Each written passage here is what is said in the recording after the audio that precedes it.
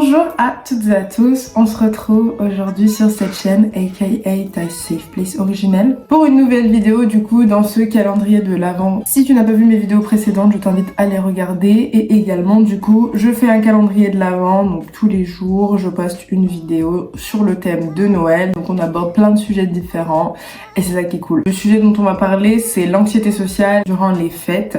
C'est vrai que c'est une des périodes de l'année où on est le plus stimulé socialement, où il y a le plus de choses en fait au final à faire dans une petite période avec des gens. L'idéal un peu de ces périodes de fête c'est d'être heureux et de se retrouver en famille et que c'est trop cool, et pour beaucoup de personnes au final c'est pas du tout ça et c'est plus une source de stress et d'anxiété. C'est donc une forme d'anxiété qui est associée à tout ce qui est à interaction sociale, des situations où la personne pourrait se sentir observée, embarrassée, humiliée ou alors rejetée. Par exemple la peur de parler en public, de faire des réunions, de manger en public. Quand on fait de l'anxiété sociale, on a tendance à se ressentir en danger ou à ressentir une certaine peur, une certaine angoisse lorsqu'on se retrouve dans les situations qui nous font peur. Ça peut amener même des symptômes physiques type palpitations, augmentation de la respiration, tremblements, spasmes, confusion dans le discours, maux de ventre, douleurs musculaires et même problèmes de transit. Donc c'est vraiment quelque chose qui affecte en plus du mental, même le physique des fois, et qui est encore plus engrainé dans cette peur d'être en public et que ces choses qui du coup nous arrivent se voient et qu'on soit jugé pour ça. Une enquête nord-américaine révèle que 45% des personnes redoutent les périodes des fêtes de fin d'année durant toute l'année.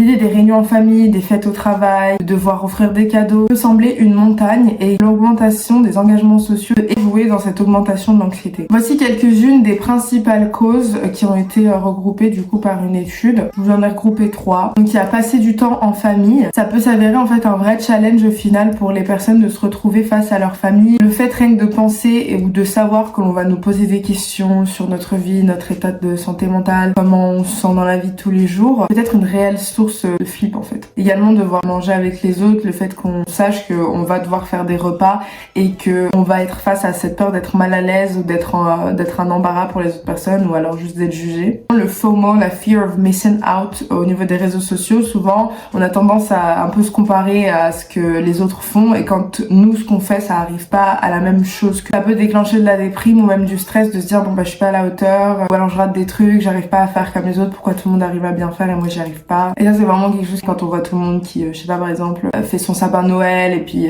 toi t'arrives pas à faire ton sapin de Noël aussi joli, ça peut jouer vraiment dans fear of missing out, de pas être à la page, de pas être on the thing. Il y a plein d'autres choses qui peuvent être cause de ces anxiétés sociales. En fait tout ce qui est rapport avec des relations sociales avec autrui, ça rentre dans ce cadre. Par exemple les cadeaux, la peur que le cadeau soit pas assez, ou alors que le cadeau fasse pas plaisir à la personne, ou juste la peur de pas pouvoir faire de cadeaux et qu'on soit jugé parce qu'on n'a pas pu faire de cadeaux. C'est toutes des choses qui corsent du coup le fait de passer du bon moment. Alors comment faire face du coup à toutes ces choses, parce que finalement on se dit mais c'est une montagne en fait, si j'ai de l'anxiété sociale, je peux juste pas faire les fêtes de fin d'année? Pas du tout. D'abord se renseigner sur l'anxiété, c'est super important du coup pour pouvoir comprendre les symptômes qu'on a. Une fois qu'on comprend mieux ce qui nous arrive, c'est plus facile de les anticiper, apprendre à identifier les situations dans lesquelles on se sent mal à l'aise. La relaxation musculaire également ça peut aider, c'est qu'on a tendance à se crisper, et donc avec cet exercice de respiration également en même temps on se détend musculairement parlant pour justement apaiser tous ces symptômes, et le fait d'être apaisé physiquement ça aide déjà à apaiser l'esprit et ça enlève un stress de pouvoir respirer calmement. Et également la réflexion réaliste, donc ça va être de prendre toutes ces petites phrases qui viennent parasiter nos moments et venir justement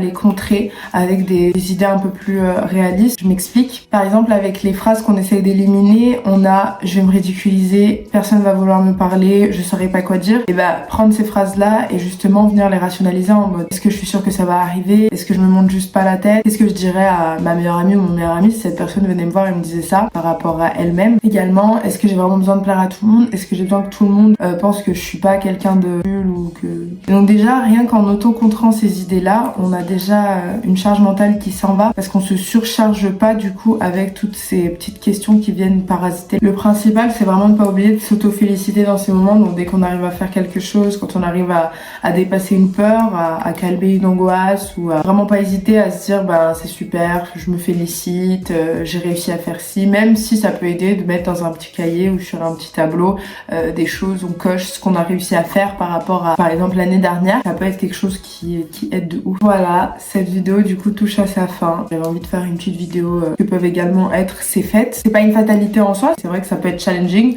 et donc j'avais envie d'en parler. Si cette vidéo t'a plu, je t'invite à t'abonner, à partager, à liker, ça fait toujours plaisir. Et on se retrouve du coup pour une nouvelle vidéo demain. Bisous!